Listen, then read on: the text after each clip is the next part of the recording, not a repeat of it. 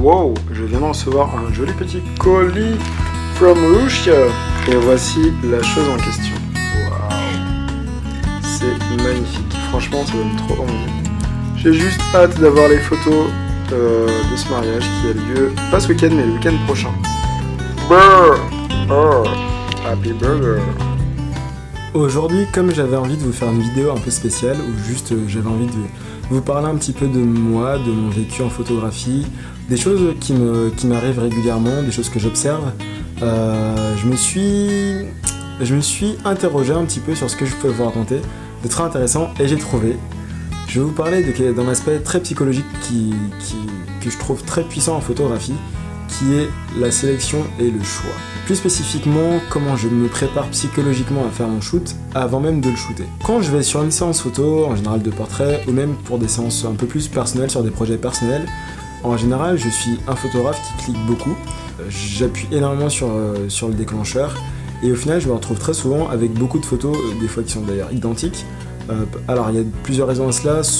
La première raison, c'est parce que j'ai un autofocus qui n'est pas hyper performant et que je n'ai pas encore eu l'occasion d'aller le faire étudier, analyser, voir s'il est bien toujours au top. Et donc des fois, il va me falloir plusieurs photos pour être sûr d'avoir la photo nette.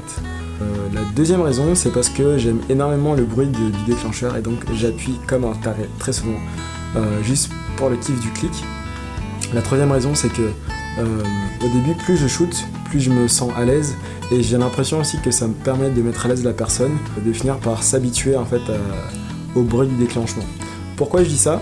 C'est tout simple, en fait, une personne standard dans la vie de tous les jours a l'habitude de se faire photographier et tout de suite de regarder le rendu. Alors que moi, dans ma façon de shooter, j'aime bien justement déconnecter la personne de cette habitude. Dans les faits, qu'est-ce que ça donne ? Ça donne qu'en fait, je vais shooter plein de fois au début, et tout de suite je vais prévenir, je vous préviens, dans ma façon de faire, je ne montre pas les photos tout de suite. J'aime bien laisser la surprise. Si j'ai envie de vous en montrer tout de suite, tant mieux. Et si jamais ce n'est pas le cas, de toute façon, dites-vous bien quelque chose, les photos seront toujours top. C'est juste que j'aime bien prendre le temps, moi derrière, en post-traitement, de bien faire le choix de vous montrer les meilleures photos. Il y a deux raisons pour ça, deux raisons à cela, du moins. La première raison, c'est que si vous promettez quelque chose qui sera pas terrible, donc si vous promettez tout de suite de montrer les photos et que le rendu n'est pas ouf, les modèles, les clients vont se sentir du coup pas vraiment en confiance. Après, certaines modèles ont besoin de vraiment se voir, de voir le rendu, et je peux les comprendre. Ça va leur permettre de savoir si l'angle de vue leur correspond, tout ça, et s'il y a des choses à corriger au niveau du visage. Des fois il y a des choses que nous on ne voit pas. C'est vrai que moi par exemple je vais me concentrer énormément sur le cadrage, sur les poses, sur du coup les cheveux, c'est des choses que je vois régulièrement, le fait que les yeux soient bien nets ou pas selon l'envie, et tout ça, la lumière. Mais des fois il va y avoir des choses supplémentaires que les modèles aiment ou n'aiment pas chez elles ou chez eux, et ça des fois vous ne pouvez pas toujours le prévoir. Donc c'est bien de temps en temps de pouvoir leur montrer les photos, mais c'est vrai que les premières photos sont souvent des photos de chauffe. Et l'année dernière, en fin d'année, juste avant de faire le Tour de France du portrait, j'ai eu envie de faire une séance photo un peu différente, où je me forçais à cliquer beaucoup moins, à réfléchir plus avant de shooter. Et c'est vrai que le rendu de cette séance a été vraiment quelque chose que j'ai apprécié. C'était une séance qui était avec Louison, une séance un peu fleurie. J'avais acheté du coup des fleurs, des couronnes de fleurs que j'utilise toujours aujourd'hui, et il y avait un rendu avec un lac. Je vais vous inviter du coup à aller regarder ces photos qui se retrouvent du coup sur mon Instagram. Je vais vous mettre les liens vers les photos juste en dessous, parce que j'ai pas trop le temps de faire le montage, d'incruster les photos dans la vidéo. De toute façon, pourquoi je vous parle de cette séance, c'est parce que dernièrement j'ai eu encore la même envie, et le rendu sur les 2 dernières séances que j'ai effectuées, le rendu était top parce que j'ai cliqué moins, donc je prenais vraiment le temps de réfléchir à ce que j'étais en train de prendre en photo, que ce soit dans le cadre, que ce soit au niveau de la modèle, au niveau de la pose, mais surtout que ce soit dans ce que je veux raconter. Qu'est-ce qu'il y a derrière? Est-ce qu'il y a vraiment un sujet? Et raconter quelque chose en photo, c'est beaucoup plus parlant. C'est beaucoup plus parlant que de juste cliquer, et même si l'idée est cool, l'idée globale est cool, mais c'est toujours mieux de vraiment rentrer dans un sujet un peu plus précis, et de s'accrocher vraiment aux détails qui vont faire toute la différence au niveau de la photo. C'est super important parce que je regardais dernièrement une formation qui concernait l'art en général, et la plupart des œuvres d'art en général se jouent à des micro-détails. Et ce sont ces détails qui font toute la différence. Si vous voulez être un bon photographe, et pas juste un bon photographe, si vous voulez être un photographe qui se démarque des autres, et si vous voulez être quelqu'un de vraiment très créatif, c'est le détail qui fera toujours la différence, pensez-y. Ça va être au niveau de la toute petite nuance de couleur, au niveau de la lumière, au niveau du grain ou non sur la photo, au niveau de la netteté, au niveau du flou, mais bien plus que ça va être au niveau de l'idée, au niveau de ce que vous laissez voir, ce que vous laissez entrevoir, ce qui ne se voit pas ou ce qu'on va deviner, au niveau de l'angle de vue. Tout ça, c'est super vraiment important. Et même la taille de la photo, tout ça va vraiment jouer. Je vous invite vraiment à réfléchir très longtemps avant de cliquer. Moi, personnellement, c'est quelque chose que je dois vraiment travailler, j'en ai conscience.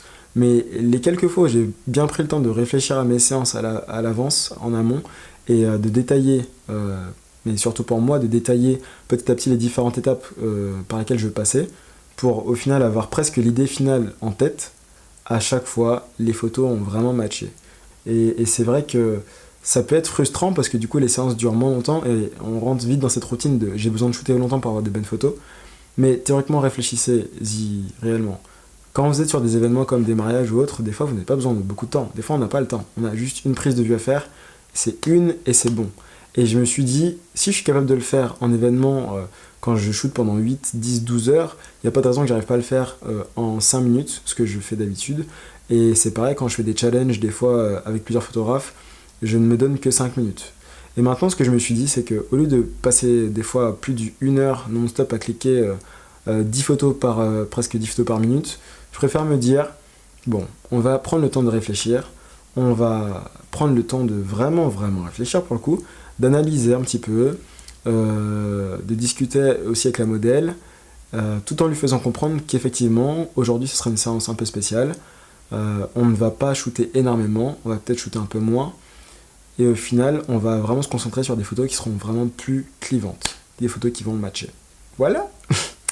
Ceux qui me suivent sur Instagram sauront pourquoi j'ai dit ça. En tout cas, je vous remercie d'avoir passé ce petit moment avec moi parce que c'est un message que je voulais vraiment vous transmettre. C'est un conseil, en tout cas comme ça que je vous donne. Prenez vraiment le temps de faire des choix, des bons choix au niveau de vos photos.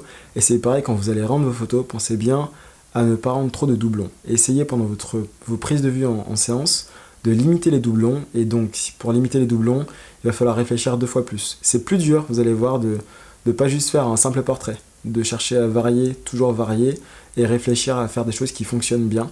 Mais si vous le faites, je vous garantis que ça va fonctionner. En tout cas, si vous voulez faire cette expérience et essayer, je vous invite à venir m'envoyer des photos, à simplement partager avec nous, soit dans les commentaires, soit directement avec moi sur Instagram, pour me dire si ce conseil vous a vraiment été utile, et j'espère qu'il vous le sera. En tout cas, je vous dis à une prochaine, sur une prochaine séance photo certainement, j'espère.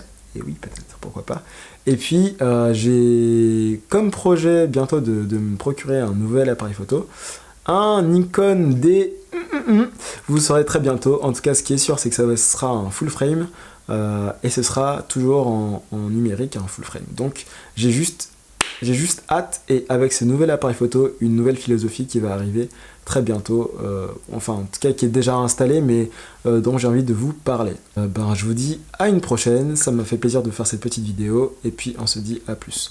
Là, je suis un petit peu à la bourre, parce que je suis censé aller tout de suite au cinéma pour aller regarder le dernier Marvel, Captain Marvel, je l'ai toujours pas vu, et j'ai envie de me faire ce petit kiff. Salut!